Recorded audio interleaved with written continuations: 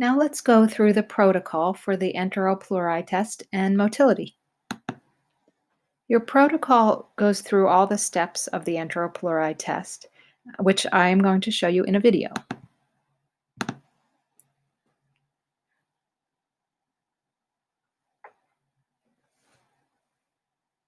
We are going to look at inoculating an Enteropluri multiple test system for identification of gram-negative enteric bacteria belonging to the Enterobacteriaceae family. We have two things in front of us. The Enteropluri, which has 12 compartments that have various biochemical tests in them. We also have a plate with bacteria.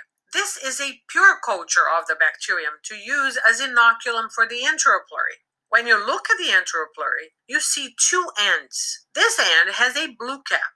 Under the blue cap is a little handle to pull the wire that goes down the center of the tube. If you look at it this way, you can see this wire going through the center of the tube. On the other end is a white cap that covers a sterile needle. This needle is used to pick up a small amount of the bacterium to be identified. You can see the various compartments. They've got different colors. You can see that these have wax on top of them. The wax allows for the creation of an anaerobic environment. The inoculation of this tube is a rather simple process. We are going to start by taking the blue end cap off. You can see the little wire is bent into the shape of a handle. Then we are going to come down to the other end and we're going to take the white cap off. That's going to expose the needle, which is sterile. We take the Petri plate with a pure culture of the bacterium to be identified. We open it up, and again, we don't want to open it too much. Then we are going to gently rub the needle on the colony to gather some of the bacterium sample on the end of the needle. We close the Petri plate. Now we will take the handle over here. We'll start to pull it, not too fast or not too slow. As we pull, you will see the needle go through the center of the tube. As it's doing that, it is inoculating the various compartments. Go all the way into the middle of the last compartment, the red one covered with wax. You should be able to see the end of the wire in this last compartment.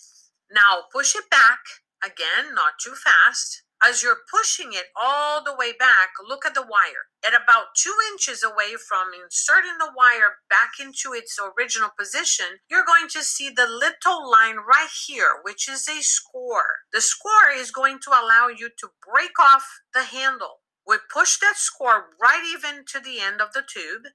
Next, grab hold of the tube, then grab the loop end of the wire and bend it in one direction. All of a sudden, it snaps. Now, put the blue closure on this end. Remember, the blue closure always goes near the wax layer. You can look at the other end and see that the needle is no longer sticking out. Now you're going to take the white closure and put it on this end. Next, you see the little openings in the plastic on the side here. These that look like airplane windows, they're covered with plastic film. We need to perforate the film.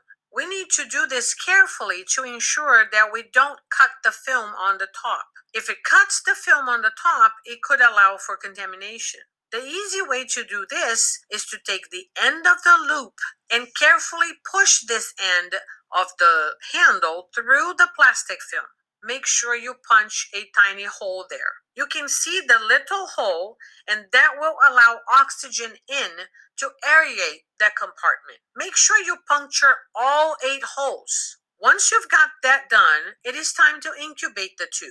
Put your name here, label it, place it in the incubator, put the flat surface down so it sits in the incubator nicely and it also doesn't roll and no condensation will form on the inside of that plastic film. We have placed a time lapse in here to demonstrate all the possible changes that can occur over time. So after you incubate at 37 degrees for 24 hours, you would record the results of each sector as it is, using the charts that I'm going to give you, recording the colors and indicating whether it's a positive or negative result. And then you'll perform 2 more tests, the Indole Test and the VP test. These are just 2 additional tests that can be done in 2 of the sectors. So to perform the Indole test, you'll have the flat surface of the enteropluri tube pointing up, and gently cut off the plastic film of the H2S/indole sector of the tube and add 3 to 4 drops of Kovac solution into that sector. And then if that turns pink in 15 seconds, you would record a positive for the Indole test. And then for the VP test, the same thing, have the tube, the flat surface pointing up, and cut off the film for the sector that says VP, and add 3 drops of alpha naphthol and 2 drops of KOH. And if that turns red after 20 minutes, you would record a positive for VP. So once you have all your results, you use this chart to distinguish a positive from a negative result. And then, as I described in the lesson, you use this chart that you fill in to determine the positivity number and then the group positivity, and then that gives you the 5-digit code that you would look up in the Enteropluri manual to identify your unknown.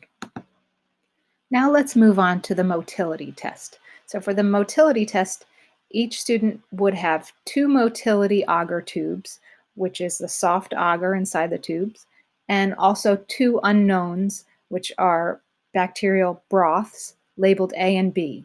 So you're going to label your motility agar tubes with A and B, and then you're going to sterilize the inoculation needle in the incinerator for 3 seconds. And remember, I showed you last week a video of using the incinerator.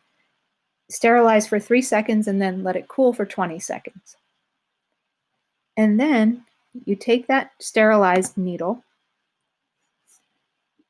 and put it into broth A and use that to inoculate your motility agar. So you stab it in a single straight line 3/4 of the way into the center of the motility agar, and then sterilize the needle again and let it cool again. And then you would do the same for bacteria B.